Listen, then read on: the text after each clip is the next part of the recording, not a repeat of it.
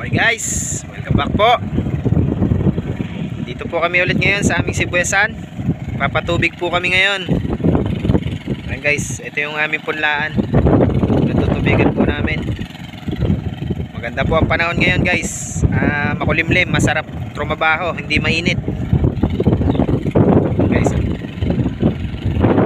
yung ating punlaan. Pasensya na po, mahangin. Guys, papakita ko sa inyo yung punlaan. Ayan po. Dito po sa amin, dito sa gawin namin dito guys, itong bukod tangi, itong punlaan namin ang medyo nagkaroon ng pag-asa. Ayan yung katabi po namin doon. Ayan, kung nakikita nyo yung nilaw-nilaw na yun, yung punlaan po nila yun.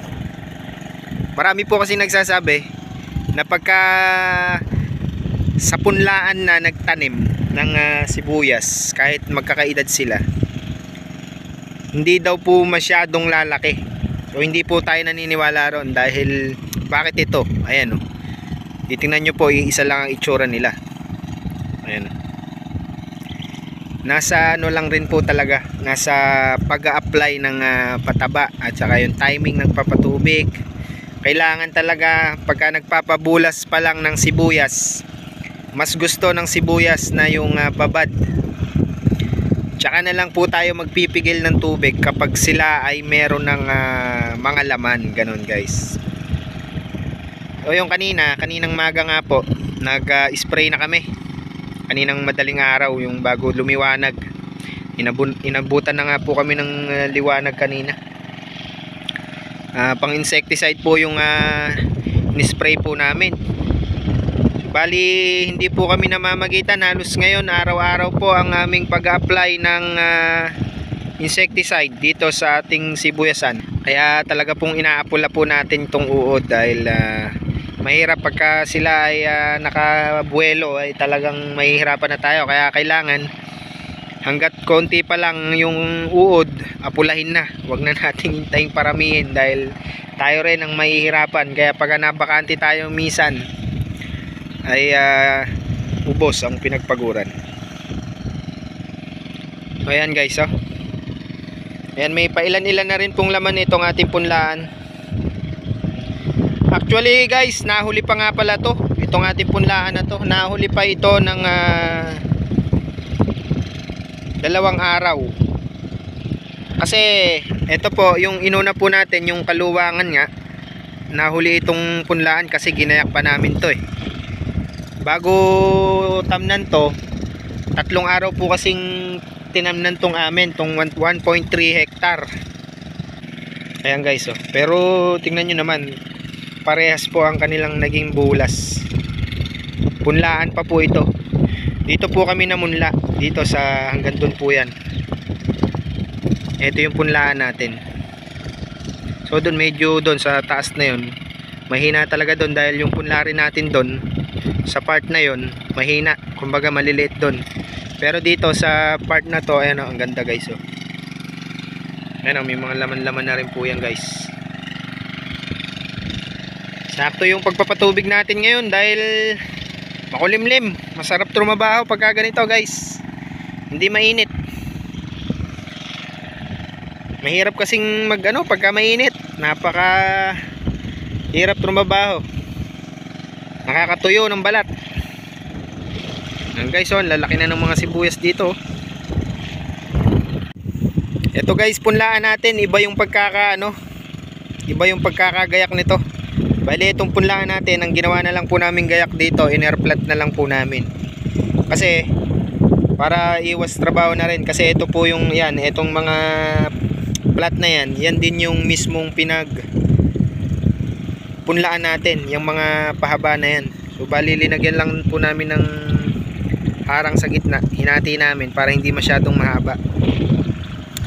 Tapos piniruya lang po namin nung tinubig namin to, pinababa namin ng konti, pinatag, saka yun, pwede na, tinamnan na po.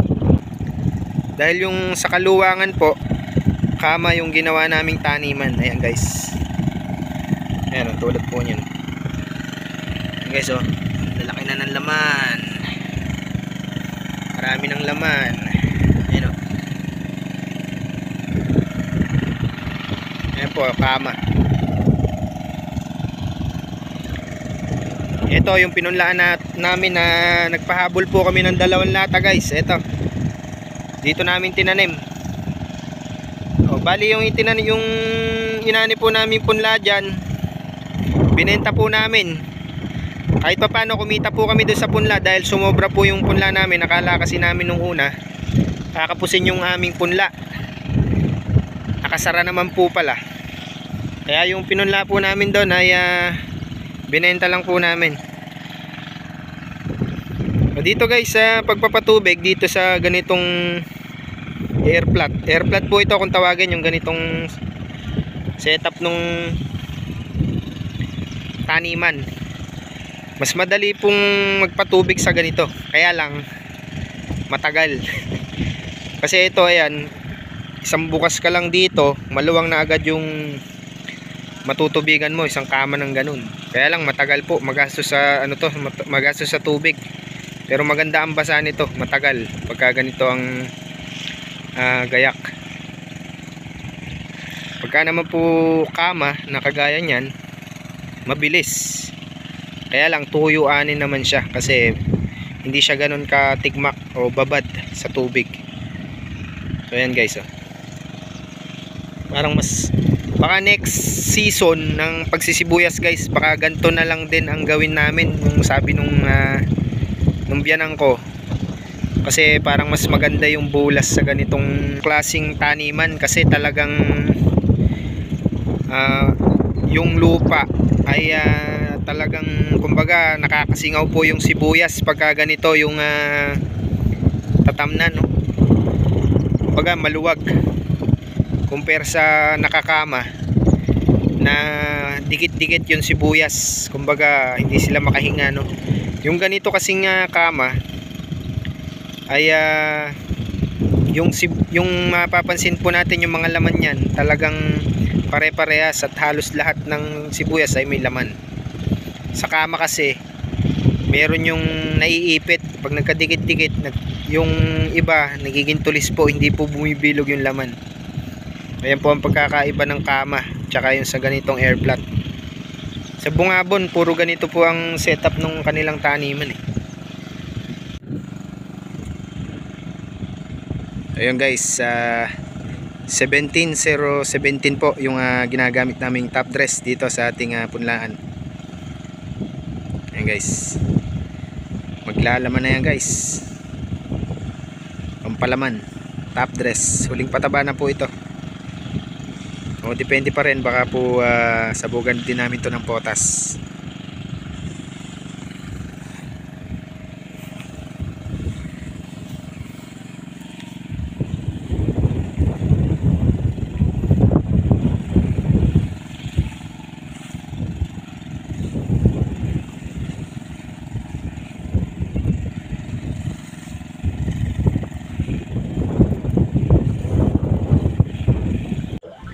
Ito guys, papakita ko lang po sa inyo yung sibuyas ng ating kaibigan. Ayan, malapit na pong anihin. Kulay puti po ito. Ayan, oh, ang lalaki po ng laman, oh. Ang lalaki po ng laman, oh. Naghihintay lang po siya ng medyo mataas na kukuha. Kasi medyo mababa po ang kuhanan dito ng gantong kulay puti na sibuyas. Hindi po kapares nung kulay pula na tanim natin. Ayan guys, 3 lata daw po ito kanyang tanim. Ayan, tabing ilog po yan. Kabila po nito ilog na. Guys, oh, tingnan nyo po yung laman, oh. Nakakagigil tignan. Ayan guys, lalaki po ng laman nila.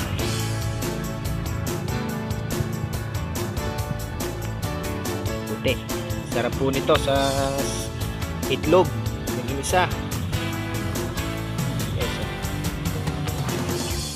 Ayan, 3 lata daw po itong kanyang tinanim na to. Kikita po rito yung ating kaibigan. Guys, sarap tignan nito sa personal. Sarap bunutin ito, oh. Lalaki po ng laman, oh.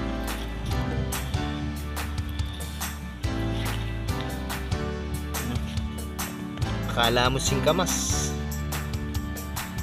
Pare-parehas po yung laman yan hanggang doon sa dulo.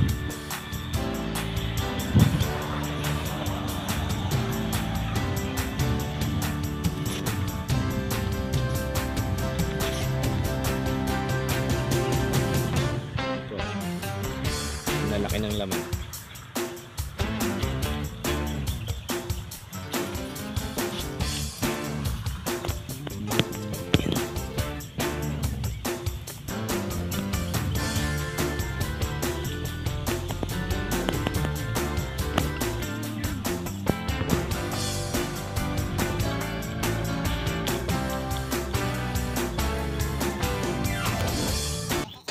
So yun guys, ito po yung sinasabi ko na mga gamot na insecticide at pandamo na nagamit na namin dito sa ating sibuyasan. So bali ayan po yung mga ginagamit po naming pandamo tulad ng Gold, Select, Nabues, tsaka Machete.